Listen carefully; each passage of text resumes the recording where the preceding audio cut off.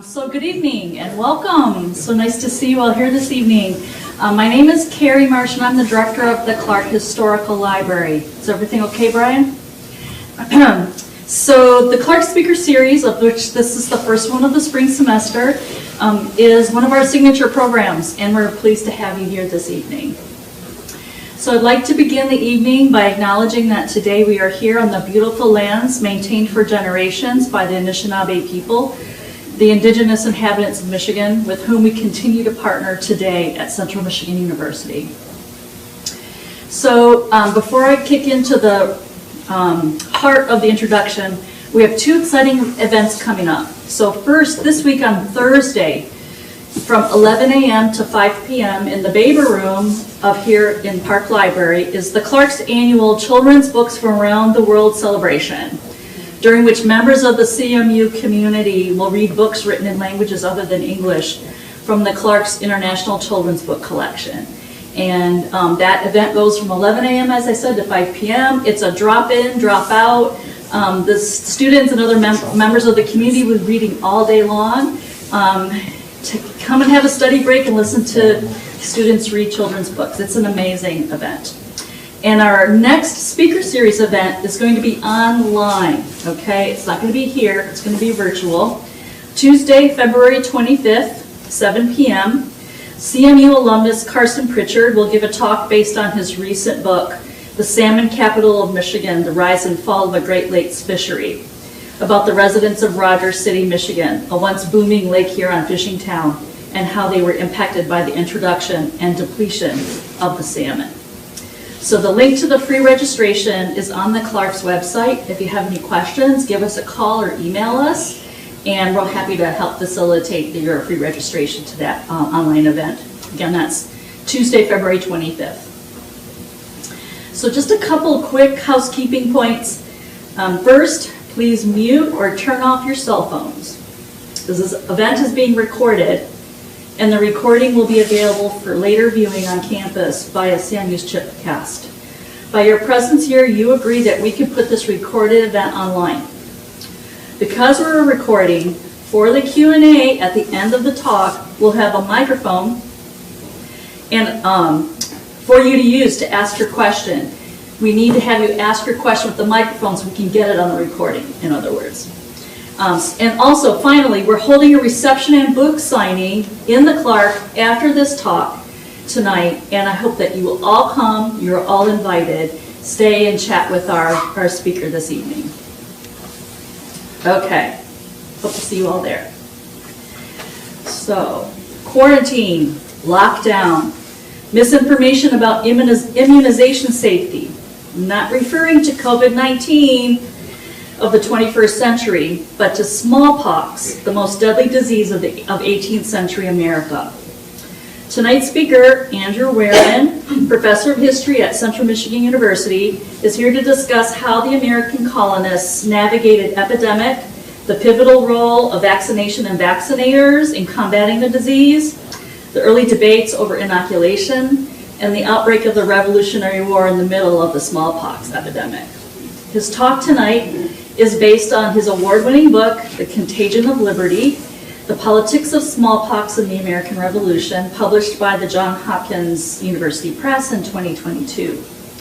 Among its honors, The Contagion of Liberty has won the Peter J. Gomez Memorial Book Prize from the Massachusetts Historical Society and was a finalist for the Los Angeles Times Book Prize for History. So Andy received his PhD from Northwestern and MAT and BA from the University of Arkansas. His research interests include popular politics and the politics of medicine in early America. Before coming to CMU in 2015, he was John G. and Jean McCoy Assistant Professor of History at Marietta College in Ohio. He represents the history, and then finally, most importantly, he represents the History, World Languages, and Cultures Department as an ex officio member of the Clarke Historical Library Board of Governors. So please join me in welcoming CMU Professor Andy Wehrman.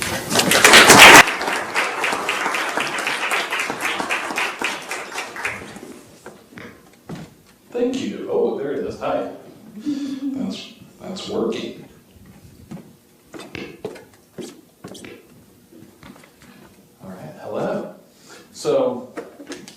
Thanks to Carrie and the Clarke Library for inviting me to speak tonight.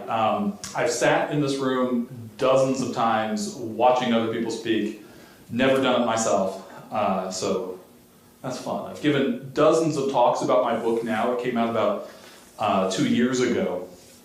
But I've never given a talk here on campus, so it's fun to do a local show. I expected a little more applause when I walked up. I think we could have like an inflatable football helmet in the future and some fog and all that. There you go. It's just a thought. It would be nice for lecturers, too. Anyway, in thinking about giving this talk and thinking about how I wanted to give it, I was thinking about my own history a little bit here at CMU, and there are some, at least to me, interesting things. So about 10 years ago, February 2015, I came here for my job interview, on-campus interview. It was the coldest I had ever been. It was -20, the air temperature, and it hasn't been that cold since. Coldest I've ever been. It's like 40 degrees warmer today. Feels good. And I talked a little bit about my dissertation at that point on George Washington and his inoculation. It took me a little while to finish drafting, and I added a bunch of chapters. 5 years ago, maybe a couple people were here for this.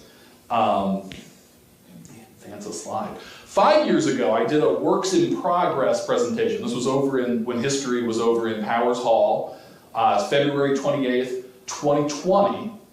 I did a talk on the origins of vaccination in the United States, and that lecture was in front of a very nervous audience. We started talking about, what about this COVID-19 stuff that we've been hearing about? Is this going to affect our lives? I remember Greg Smith, our department chair, I mean, the whole lecture just sort of turned into what's about to happen, and I had bad news for people, that epidemics are really bad, and they take a long time to resolve. Anyway, that was February 28th, 2020, and at that point, I was thinking about extending my book a little bit. I had been doing some additional research on vaccination in the early United States instead of during the Revolution, and I had thought, especially with this epidemic that's about to hit the U.S., that there's going to be interest in what I'm talking about, and especially there's going to be interest in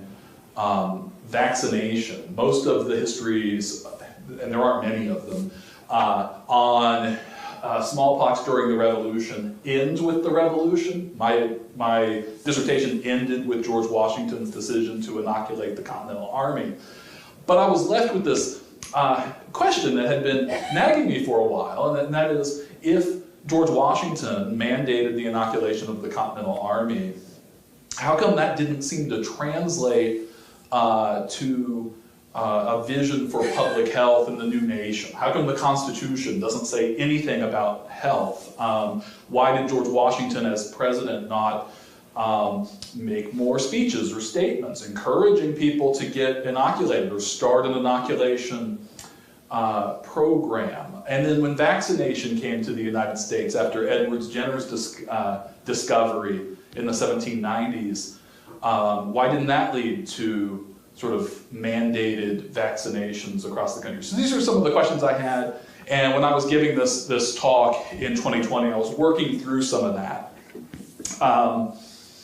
The pandemic gave me a lot of very nervous writing time in my basement. I finished up drafts of the book. It was originally way too long, as I kept adding to it, and had editors that said I had to cut it back. This part was the long part. I had about 100 manuscript pages on vaccination in the United States. My editor said I could not release my book into 2 volumes. I had to cut it down. So it's one chapter in the final book. And so a lot to say. I kind of imagined as I was writing it that the last chapter of the book, if people made it, was sort of a grand finale. I wanted it to feel like fireworks, like every paragraph had new stuff in it that was just sort of explosive, new evidence talking about vaccination in Philadelphia and Boston and Charleston and everywhere across the U.S. So I'm going to give you some of that tonight as we go. I'm going to break some lecture rules that I normally try not to put too much text on slides. I put a lot of text on slides. I try to not use too many slides. I maybe have too many, but I'm not going to quiz you. It's a home crowd, so it's an exercise for me to say some things that I haven't been invited to do. So I've given lots of talks. Lots of people want to know about Washington and smallpox, different kinds of aspects, but I want to talk about the early United States and its vaccine program. A little bit about smallpox. Carrie got us started a bit talking about smallpox being the deadliest disease in mankind's history. It's the greatest killer of mankind, especially as the Columbian exchanges, as Christopher Columbus and the Spanish came to the Americas, had a devastating impact on native communities. Smallpox itself might as well be called human pox. It is a pox virus, an orthopox virus that is just built to ravage the human body. It has no animal vector, so once smallpox is out of the human population, as it was officially declared in 1980, it is eradicated. No one can get it. It's not out there in some squirrel or mollusk or something. It's gone. No humans have it. So there's no animal vector to worry about. But smallpox had a terrible fatality rate. It was much higher for Native Americans during first contact because of low antibodies and things that in those early waves. But by the time we're talking about in the 18th century, smallpox still had a 10 to 30% mortality rate, a terrible death rate, especially if you wanted to compare it to something like COVID, which is, in 2020 was around 1 or 2% at its worst. So much different. So the variola virus is the smallpox virus. It's that big, sometimes described by microbiologists as being a brick-shaped virus. You can see just in terms of size, it's a big guy, only surpassed by the nasty Ebola down there. Can I point with this? You can see, yeah. So this is like the COVID virus, the coronavirus, SARS, COVID there. But this guy, variola, terrible for humans. There's one salvation, right? And I won't get into a long history of it with smallpox, and that is if you catch smallpox, if you're unlucky enough to catch it, and you survived it, you were immune for the rest of your life. Now, in communities where smallpox was present originally, in Africa and Asia and the Middle East, they figured out over a long, terrible history that early exposure to smallpox ended up being a good result, that you would have lifelong immunity thereafter. And they started purposely injecting or inserting bits of smallpox matter, the pus from a smallpox pustule, into a person's skin. And there's debate over who did this first, if it was first done in Africa or first done in the Middle East or in China. But we know with certainty it was not done first by Europeans. Europeans were the last to figure out this technique for preventing smallpox, which we call inoculation. Inoculation is the purposeful implantation of smallpox into the skin. It gives the patient a light, mild case of smallpox, which is still pretty terrible, but much more survivable than smallpox taken in the natural way. The first episode, the first time smallpox inoculation was introduced or used in North America was in Boston in 1721. It was introduced by an African slave named Onesimus. And you can kind of see the numbers here. So I have a chart here. Natural smallpox, that's if you got the disease naturally, you breathed it in from some other smallpox victim So in 1721, about 6,000 people in Boston, a city at that time of a population of about 10,000, caught the disease naturally. Of those, 842 people died. We use Boston. Boston kept great numbers. I wish every place in early America did this, but they kept really strict numbers in Boston. So about a 15% mortality rate. About 15% of the people that caught smallpox in 1721 died. But for the first time in 1721, a doctor named Zabdiel Boylston tried inoculation. He inoculated 287 patients, and only 6 died. Mortality rate of 2.1%. These numbers were published in the newspapers. It was a shocking result, and you can kind of see how over time in the 18th century, Bostonians, this is happening in other places in America too, but the numbers are Boston, started trusting inoculation more and more, and started getting really good at it. Where in 1776, July 1776, Boston completely shut down. The whole city shut down. They put guards at the entrances to the city, prevent people from coming or going into it. The whole city shut down, quarantined for several months, 5 months, as doctors inoculated everyone in the city free of charge. The city of Boston reimbursed doctors for inoculating the poor. They did that in 1764, again in 1776. One of the most remarkable things about the Revolution to me is these people who are wanting independence from Great Britain are at the same time experiencing independence from smallpox. They knew they had to defeat smallpox first before they could really have a chance of winning the war. So imagine it, right? Only about 18 months apart, the city of Boston shut down twice for smallpox inoculations in 76, again in 1778. And I've said this before to many audiences, when I'm sitting at home in my basement writing this book, I'm thinking about, right, these guys who are carrying Betsy Ross 1776 flags to Lansing, protesting public health orders, saying it's somehow a violation of their freedom.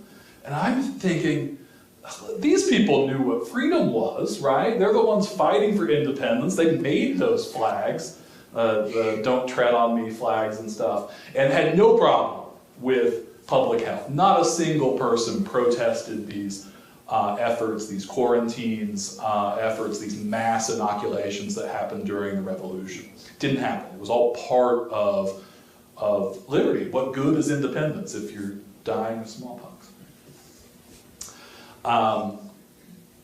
So these cases are building. The popularity of inoculation is growing as we go into the Revolution. George Washington was a little bit slow, in my opinion, and what I argue in the book. It took him a while. Ordinary soldiers, ordinary Americans, his wife Martha, his own team of doctors had to convince Washington that inoculation could be done in large numbers. Eventually, Washington relents, changes his mind, orders the inoculation of the Continental Army February 6, 1777. After its success, about 40,000 U.S. troops go through this effort to inoculate. No soldier protests. No soldier turns it down. I've looked at all the records.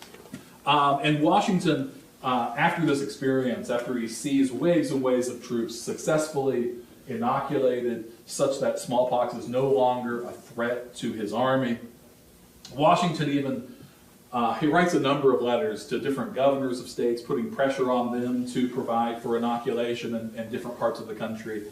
My favorite quote of his, he says, "If I was a member of the Virginia Assembly, I would move for a law to compel the masters of families to inoculate every child born within a certain limited time under severe penalties." Now he says that in a private letter, and so I've wondered, why didn't this make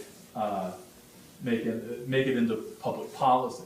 In part, it's because the inoculation efforts were so successful and so in demand that there wasn't much need for a federal policy.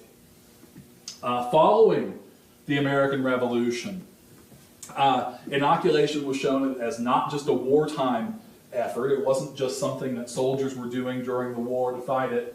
It created a tremendous demand across the colonies for inoculation. Americans inoculated with much more gusto than any other country, much more so than Great Britain at the same time. Between 1792 and 1795, during Washington's presidency, there were mass inoculation efforts across the new United States. And these are, the numbers aren't easy to find. These are very conservative numbers, but in Boston there's 9,000 people inoculated, greater Massachusetts at least 10,000, on and on. Inoculation efforts down in Virginia as well. I estimate that at least 100,000 people were inoculated during those 1792 campaigns. That's on top of the 40,000 that were inoculated soldiers during the war in the 1770s, thousands and thousands more. And you only need to be inoculated once. So all of these people have gained immunity at this point. Smallpox ceases to be a threat. It's basically gone from the United States in the 1790s. And this is a remarkable achievement. So remarkable that George Washington, as president in 1794, receives a letter from a doctor named Bernard Christoph Faust. He's a German doctor, a German obstetrician, actually, who's written a book, but he's telling Washington about it, writing a letter to Washington, and he's just so impressed with America's public health. He's read the Declaration of Independence. He's read up on how well the new United States is handling smallpox. And I'm going to read part of the letter. I've got a couple little excerpts up there on the screen.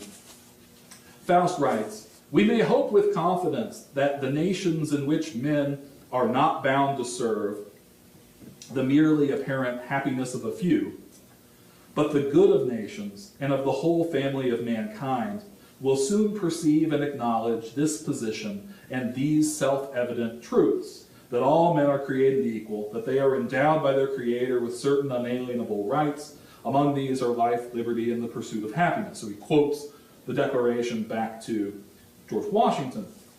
And he says that he hopes that every people which feel the rights of man will obtain a constitution and a lawful government, free, consistent, and emanating from the general will. He writes that he's proud that the United States of America first broke the yoke of slavery and proclaimed to men and to the nations of the world freedom and their rights. From these free states of the New World, the present and future freedom and happiness of the nations is to be derived. So he assumes from reading the Declaration of Independence saying all men are created equal, the United States must have gotten rid of slavery, right? It's an assumption that you might get from reading it from afar. Then he writes, "Another plague beyond slavery, the most terrible after tyranny, the smallpox, fills the world with misery and wretchedness, with death and destruction. It kills the 10th part of mankind, robs 2/10 of their health and beauty. To be free from this second plague, it is only necessary to exert the will of the people. Perhaps mankind may be indebted to the United States of America and to you, most honorable Washington, for the great immortal and second merit of eradicating the smallpox, the second plague of the human race, from the greater or the whole part of the United States, and from a greater considerable part of the world through your example." So eventually that stuff did come true. The U.S. ended slavery after the Civil War or the 13th Amendment. Didn't happen in Washington's administration. He was obviously an enslaver himself. But similarly, the U.S. did eventually lead the effort to eradicate smallpox globally, but that didn't happen until 1980. So my question, is why did it take so long? The U.S. had all the tools to virtually eliminate smallpox from its borders in the 18th century, during the Revolution, even before vaccination was known about. And it essentially did under George Washington. So why didn't the U.S. build on that momentum? That was the question that led into this ending chapter of my book. How come Faust's dream, right? Tons of books have been written about the first part.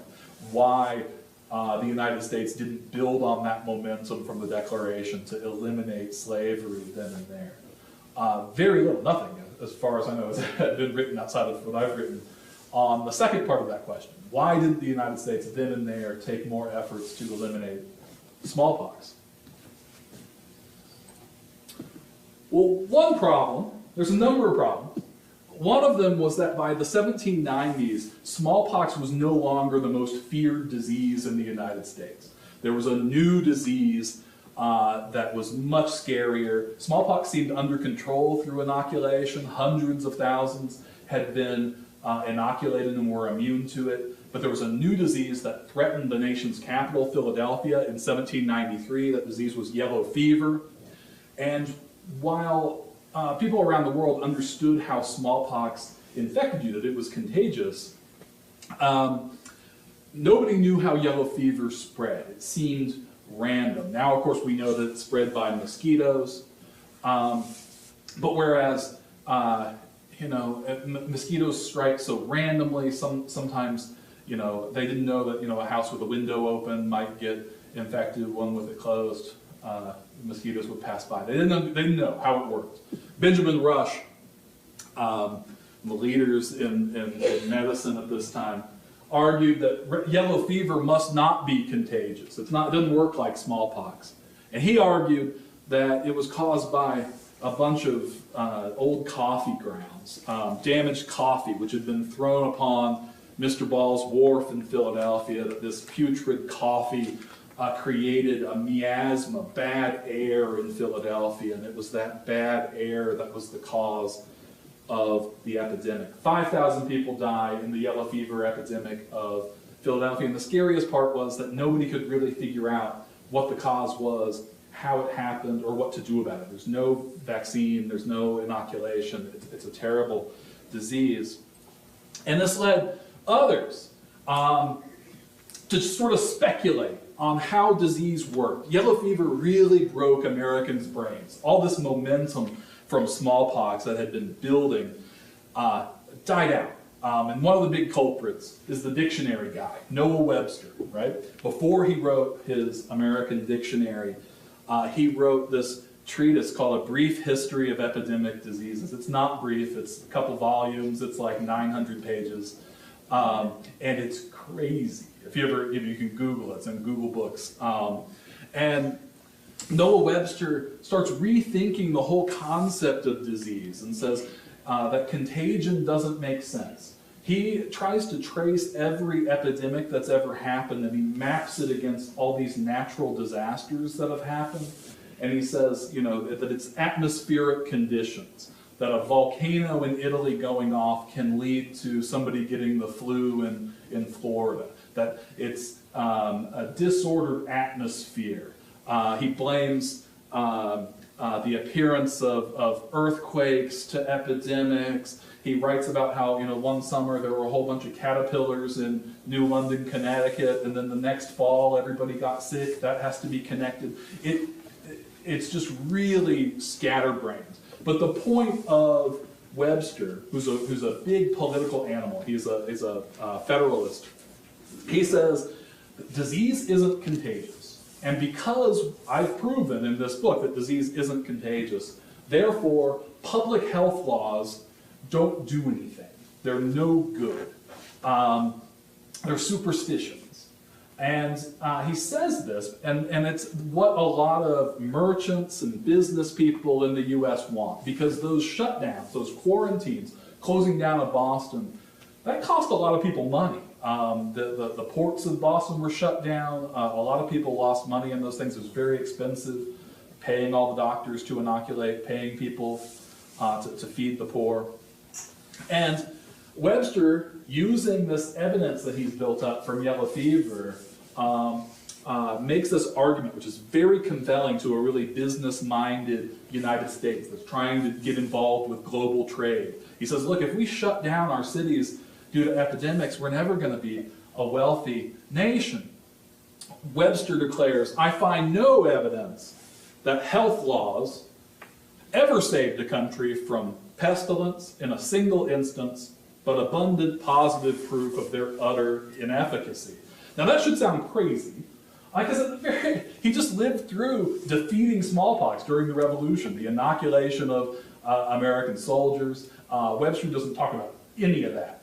And his book, A Brief History of Epidemic Diseases, was the textbook on epidemic disease that generations of American medical students read. It doesn't talk about Washington and smallpox at all. It just omits all that. It just says health laws never work.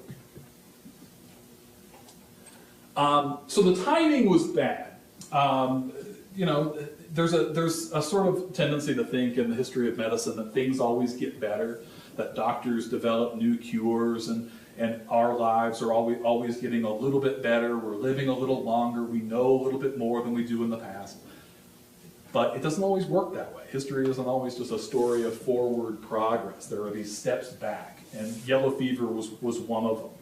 And as Americans are sort of rethinking how disease works in the 1790s, that's when this country doctor from England named Edward Jenner discovers vaccination. Vaccination uses a different disease, cowpox, a pox disease that is only in cows. And he discovers, it was a folk technique. A lot of people in England who milk cows realized that milkmaids and things were not susceptible to smallpox, didn't seem to catch it. Jenner's the first one to test it and publish the results, and discovers that if you inoculate a person using cowpox, using the pus taken from a cow who has cowpox, that it provides immunity to smallpox. And it's a wonderful new invention, because if you vaccinate someone with cowpox, humans can't spread cowpox to each other. We're not cows. But it does provide immunity. So if I inoculated somebody in this room, you would all be really mad at me because I have introduced smallpox among you. That person could spread it to all of us, start an epidemic here in Mount Pleasant. It'd be terrible. But if I vaccinate one of you, it's fine. That person will have immunity, but he won't give smallpox or cowpox to anybody else. When you go get vaccinated for COVID, you don't spread COVID to other people. But that's what that original inoculation did. When you got inoculated, you had to be quarantined for a month to prevent you from spreading it to a community. So the advantage of vaccination is you can be vaccinated, you're not contagious afterward. It's slighter. It doesn't kill you. It's a much softer experience. It wasn't injury free, but it was far superior than to inoculation itself. Jenner publishes his results in 1798 with the hope that it will be beneficial to mankind. This was during John Adams's administration. It takes a little while for the news to reach the United States. And the first person in the U.S. to learn of vaccination, to hear about it, and the first person to receive vaccine, he gets sent vaccine material from a British doctor, is a man named Dr. Benjamin Waterhouse, seen here. He's a professor at Harvard. And if vaccine material would have come to almost anybody else, the United States would have had a better result. These inoculation efforts had largely been public efforts done through town meetings, town councils across the U.S., but Waterhouse was a private doctor. And if you and I were the first person on a continent to receive a vaccine for a disease that was just killing mankind, I would hope that you would share it with others. But that's not what Waterhouse did. Waterhouse realized that he had, a mint in his hands, that people would pay him for this. And so Waterhouse vaccinates his son, a 5-year-old son. It works. He tests it, proves that this person is immune. And instead of spreading it, giving it to other doctors, and letting the people of Boston have access to it, he corners the market. He makes other doctors pay him for the vaccine. He tries to profit off of the vaccine. He markets it. He doesn't call it a vaccine. He calls it kinepox because he thinks that sounds better than cowpox or a vaccine. It's his own kind of trademark word. You see it sometimes if you're looking at disease in this period. That's Waterhouse's term. And he charges franchising fees. He says, I'll supply you with the vaccine, but you have to give me 50% of all your profits from vaccinating people. And a few people do it. He contracts with a few people to buy that vaccine from him, but most of the medical community is just outraged that this guy would withhold such a discovery. He's the only one that has it, and he refuses to give it to anybody else. And it causes a disaster. In the neighboring town of Marblehead in Massachusetts, there's this newspaper fights over doctors trying to get the vaccine from Waterhouse and charging him that he is acting in the cause of self-interest. There's this sordid stuff that selfish. Other doctors try to work around Waterhouse's monopoly. They try to obtain vaccines from different sources. And this doctor in Marblehead, he's trying to get it from Waterhouse, but he doesn't want to pay Waterhouse's prices. So he pays a sailor from England who claims that he has vaccine. It turns out not to be vaccine. It actually turns out to be natural smallpox. And he inoculates dozens of people in Marblehead. They all think they're vaccinated, so they don't try to quarantine themselves. And it creates an epidemic of smallpox in Marblehead. And Waterhouse is blamed. He's the one, if he had just offered up his vaccine to everyone for free, if he had given it to different towns to conduct it, they never would have had this outbreak. And people start blaming the vaccine itself. They were saying, well, the old method of inoculation worked pretty well. Why should we trust this new technique? We've had this disaster. 68 people die. That's more than in any previous smallpox epidemic in decades. And so the momentum of vaccination just sort of really stalls out. Waterhouse is removed from Harvard. The Massachusetts Medical Society bans him. He is persona non grata in Boston. But he imagines that he is the new Edward Jenner, that he's going to be the most famous person in America. If you read medical histories, often Waterhouse is considered a hero as the first person to vaccinate in America. And that's because he ends up being really good at public relations. He realizes he's in trouble after this thing that happens in Marblehead. So he writes to the president. If you know your presidential history, 1800 was the year of a really contentious presidential election, the election of 1800, John Adams versus Thomas Jefferson. He writes to both of them, and they both write back. John Adams is bound to lose this election. He's the current president, right? And he says, this seems like a wonderful invention, vaccination, but Jefferson is the one that shows way more interest. So Jefferson responds to Waterhouse Christmas Day. He's not doing anything else. He writes him a letter on Christmas Day. And he says, every friend of humanity must look with pleasure upon this discovery. He gives Waterhouse all the credit for introducing it to America. And Waterhouse knows who he's talking to.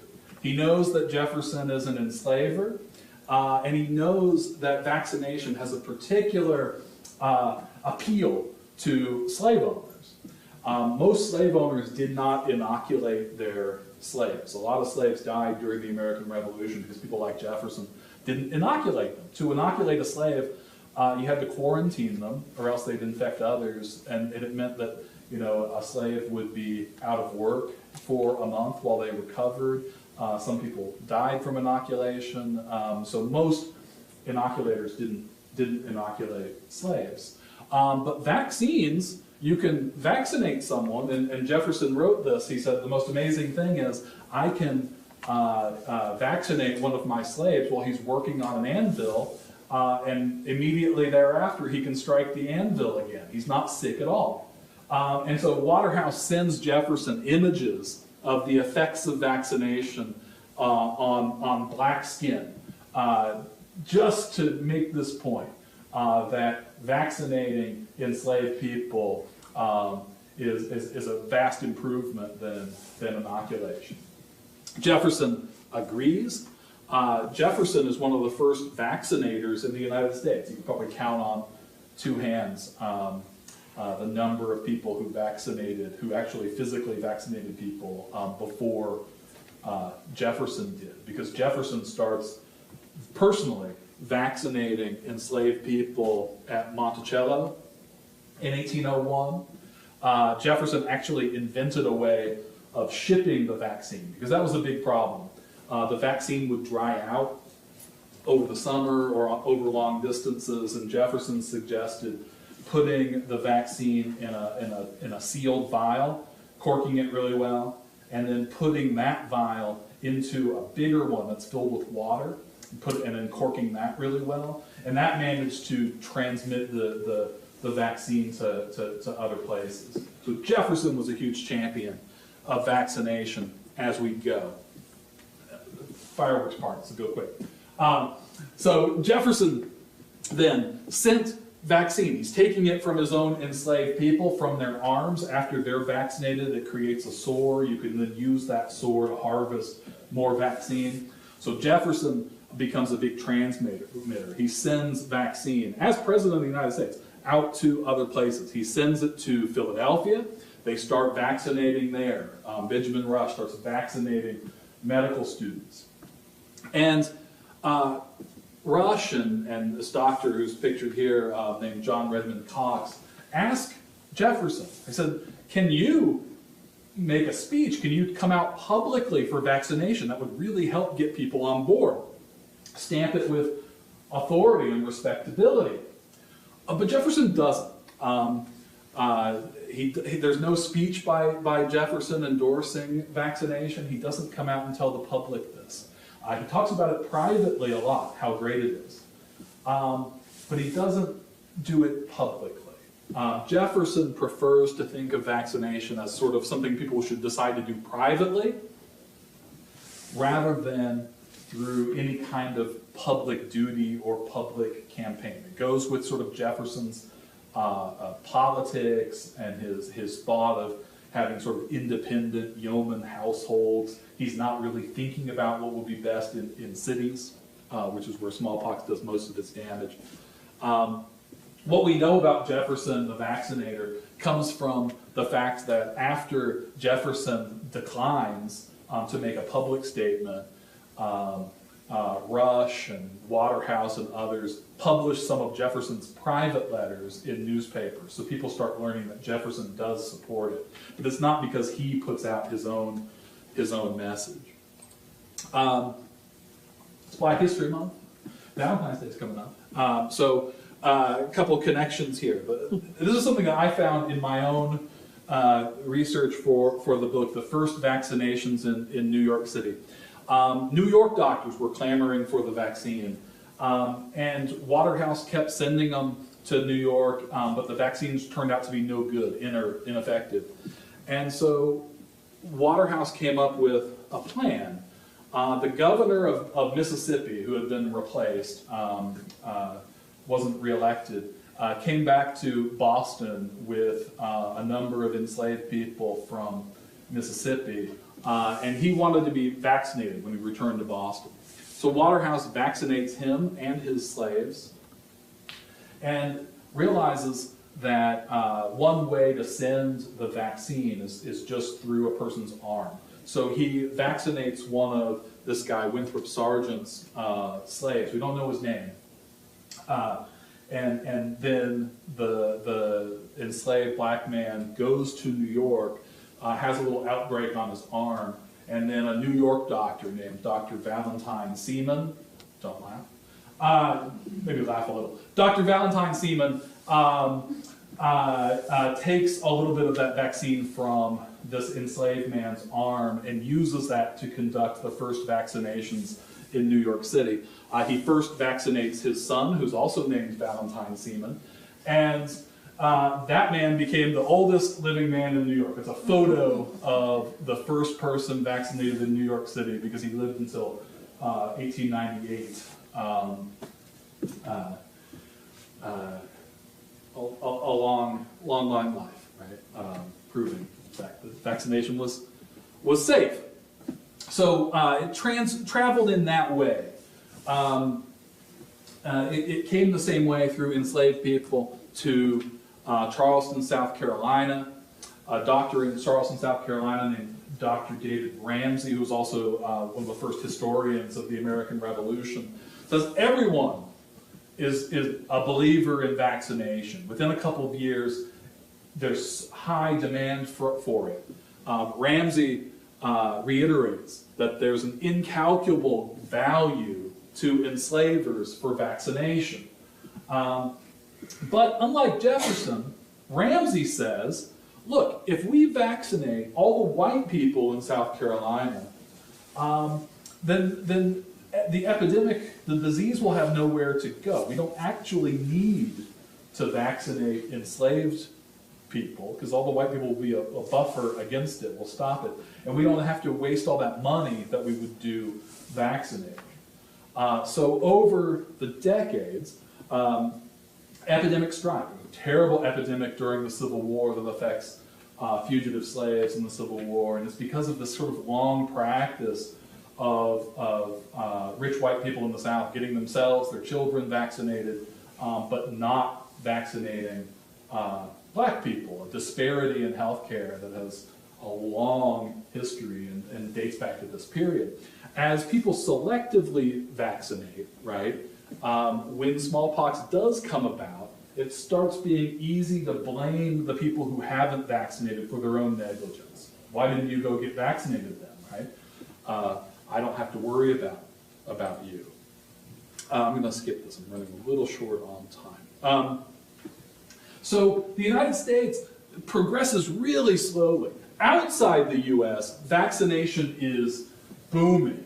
Spain launches an expedition to spread vaccine around the world, throughout Latin America, vaccinating thousands and then hundreds of thousands in the wake, carrying, actually using orphan children on ships to carry the vaccine arm to each other and vaccinate huge numbers of people throughout the world. In India, there are 800,000 people vaccinated by 1806. France, similar numbers. Italy is leading the world at this point in vaccination, Napoleonic Italy. But in the U.S., there's no general vaccination program in the Jefferson administration. There was private vaccination going on, 10 to 20,000 vaccinated by 1809. But that's just it. It's being done privately, through private households, private doctors. People have to pay for it individually rather than being offered as it was during the Revolution in a sort of general way to all. It stagnates. People in Boston are angry at Waterhouse. They're angry at him for decades for trying to profit off of this. They don't trust it. They think doctors are trying to make money. Maybe they don't need it. Meanwhile, a lot of doctors and merchants realize, look, if we vaccinate everybody all at once, we're not going to make any money. One, all the ports are going to be shut down, right? It's going to shut down business for a time. Vaccination makes money for doctors. When wealthy people want their children vaccinated, that's a steady paycheck for a doctor. If an entire town gets vaccinated all at once, that steady paycheck is gone. So doctors are some of the ones who are opposing general inoculation efforts. Instead, they open up vaccine clinics in a few cities, Philadelphia, Baltimore, Charleston, and encourage the poor to go get vaccinated rather than just providing it door to door or all at once as they did during the Revolution. But that's hard. To get vaccinated at a free clinic in Philadelphia, you had to prove that you were poor. You had to go get a certificate proving that you're poor. How embarrassing.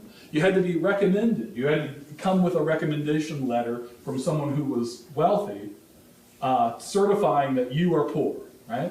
You had to do that, so it was a hassle.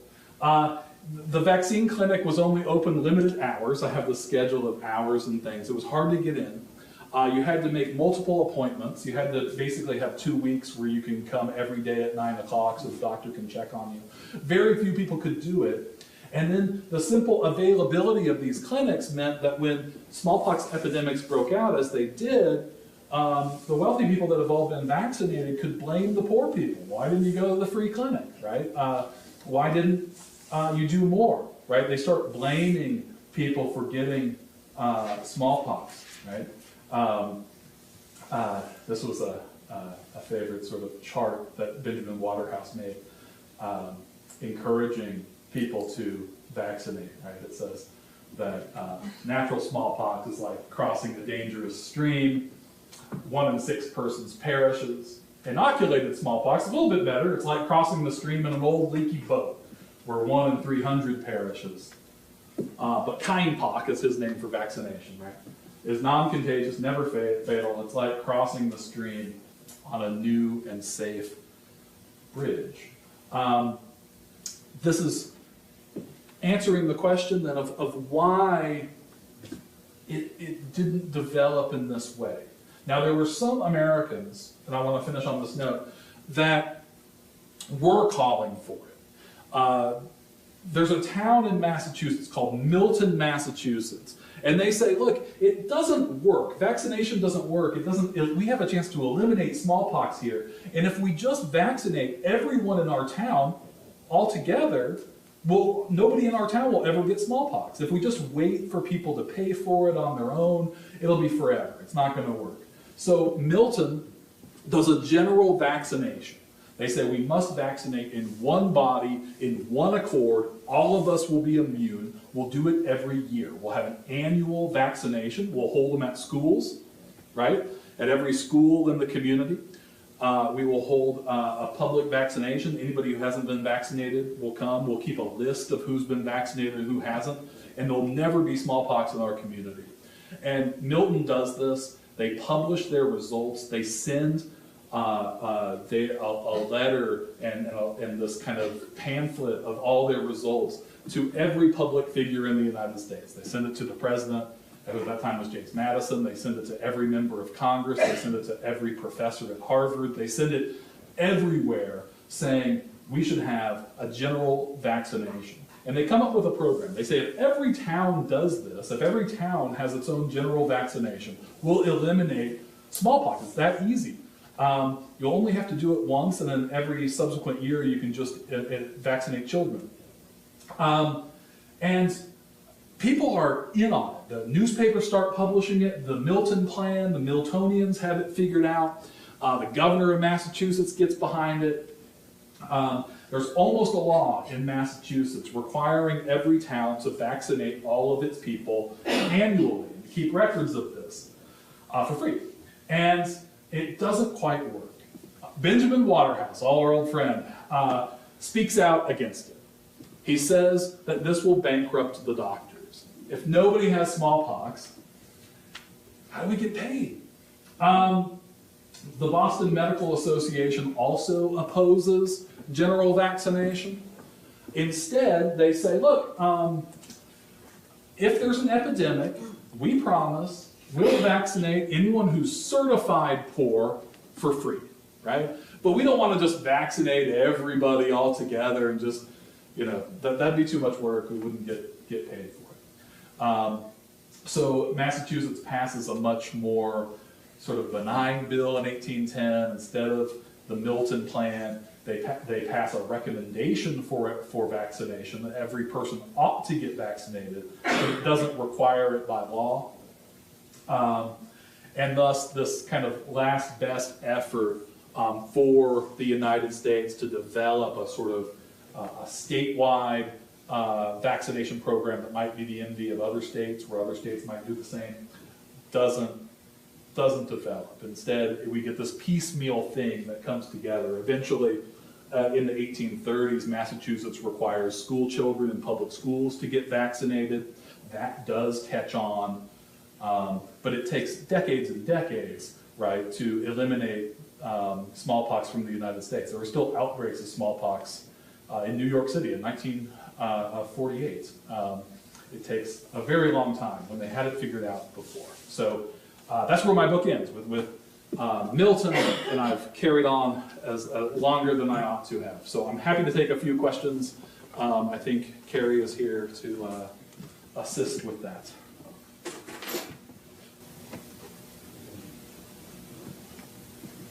Hello?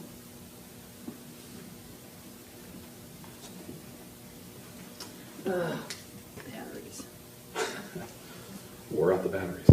This one's working. Okay, so first, thank you, Andy. Fantastic, fabulous, fascinating. Questions?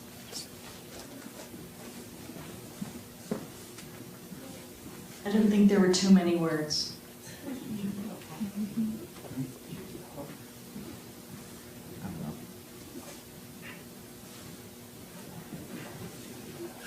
Saw someone with their hands up. So what inspired you to like make your book about, vaccination and stuff like that? Yeah, so what started it? Well, I was a graduate student searching for a dissertation project, and it took me a long time.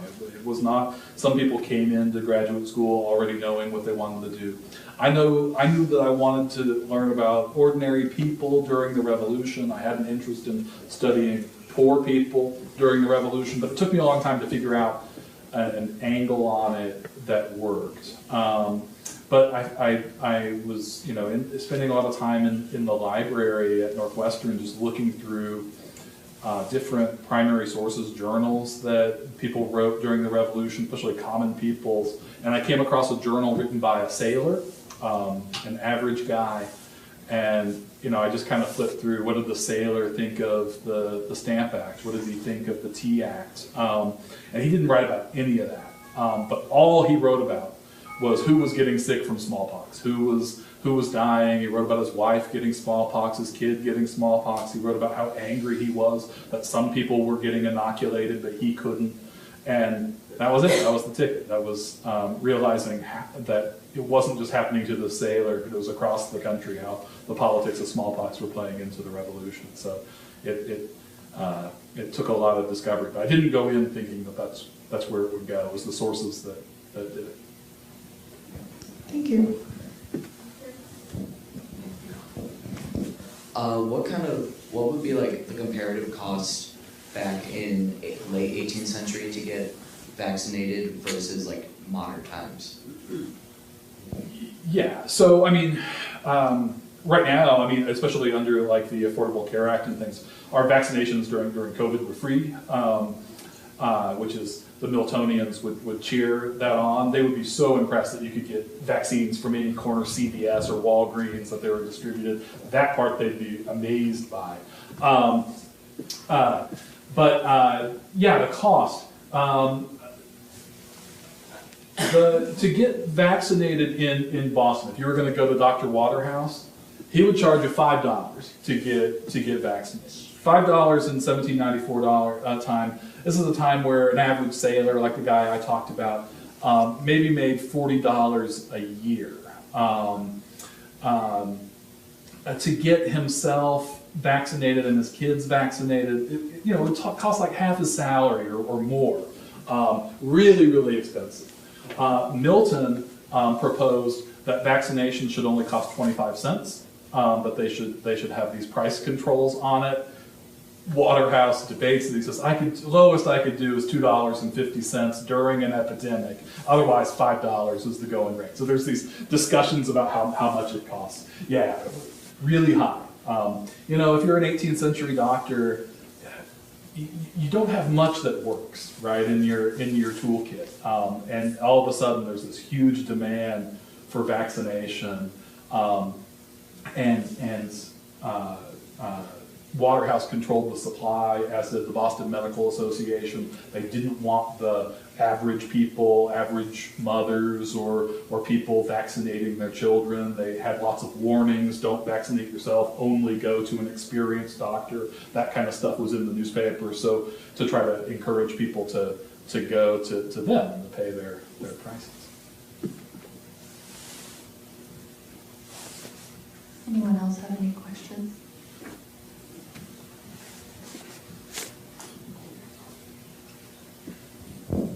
Hi, thanks for that. It was really interesting. I wondered if you could talk about public health in other places. You had the one slide about France and Italy, I think, well, I guess you said Napoleonic Italy and maybe the UK. Was their disposition towards public health different? Were the attitudes of doctors? Well, that's part of the shame of it, right? So the Europeans were riding so enamored with what the Americans had done during the Revolution, these shutdowns and quarantines and broad inoculation efforts. Similar debates were happening in Europe as well. Like, how much should we bother vaccinating the poor? Should we start doing it in schools and things like this? But Europe takes to vaccination much faster than the United States. I think it's I think Sweden is the first to have a national vaccine. You start seeing it in Northern Europe. Germany's pretty fast by the 1810s, 1820s. England is slower. The debates in England start turning anti-vaccination pretty quickly by the 1820s and 1830s. At this time, where we're talking about, there's no significant anti-vaccination movement. There are people saying it's too expensive, or we'd like to make money off of it, but nobody's arguing that it's ineffective or dangerous or making kind of conspiracy theories, trying to say people shouldn't get vaccinated. Everybody agrees that it's a good thing. It's just sort of about how it should be administered. Should the government do it? It should be a private effort. England gets involved in those debates too, but lots of other places are vaccinating broad swaths of the population.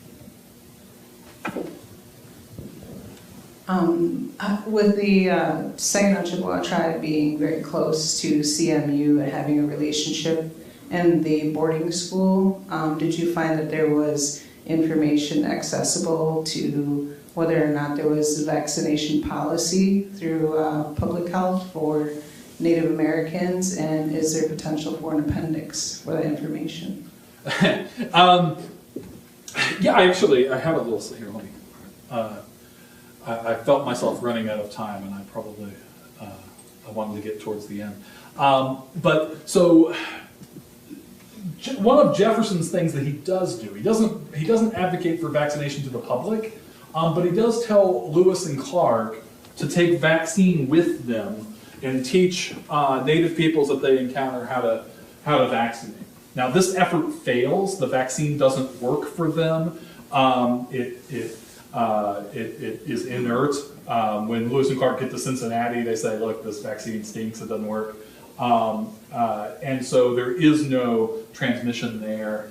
But vaccination was really popular with Native people. The Cherokee write these letters to Jefferson saying, "Can you send some federal agents to us and vaccinate our people?" Native people didn't trust inoculation. It was dangerous. It was too close to smallpox. It would start an epidemic. But they were really enamored with vaccination. Jefferson does not reply to those letters to the Cherokee. But despite this, Jefferson is getting given credit internationally for spreading vaccination to Native people. Edward Jenner says that vaccines have found their way to the wilds of America. He says that the Cherokee have begun vaccinating. And it seems like Edward Jenner only knows the name of one native nation. He says the Cherokee are vaccinating, where it was the Lenape that was the first, but he doesn't know that. So anyway, Native people are really excited about this, but in the same way that the vaccine is being kind of controlled with the American public, it's only during Indian removal in the 1830s, Congress passes a law calling for the vaccination of Native peoples. So some historians have written about this, that this was sort of a way to rationalize Indian removal. So on the one hand, the members of Congress who vote to vaccinate the Indians are also voting to remove the Indians from their homelands, and they can kind of, feel good. We're being gentle, that it's kind of a euphemistic thing. But it is popular with Native people, and there's a broad vaccination campaign. That's the government's only campaign in the 19th century, the federal government, to vaccinate people. It's this Native campaign. It's during that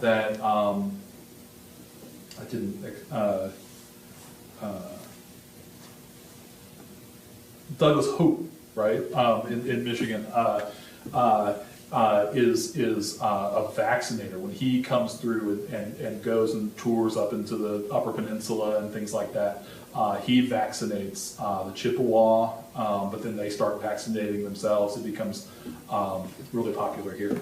I thought about that a lot during COVID. I got my COVID vaccine from the Saginaw Chippewa tribal nation myself. And I thought about that sort of irony, or that the demand for vaccination was so high in Native communities, but it was often like that. It was withheld or used during some of these campaigns of removal and eradication and things. I don't know if that totally answers your question, but but vaccination was, I think, always sort of part of the boarding school movement and all of that. I think we have time for one more question, if someone wants to ask a question. All right, well, everyone join me in thanking Andy for his fascinating talk.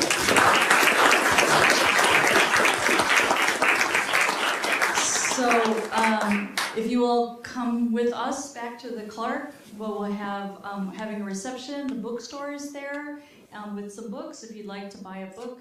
I'm pretty sure Andy would be happy to sign it for you. So in any case, please join us in the Clarke. It's all set up there now, and I hope to see you there in a minute.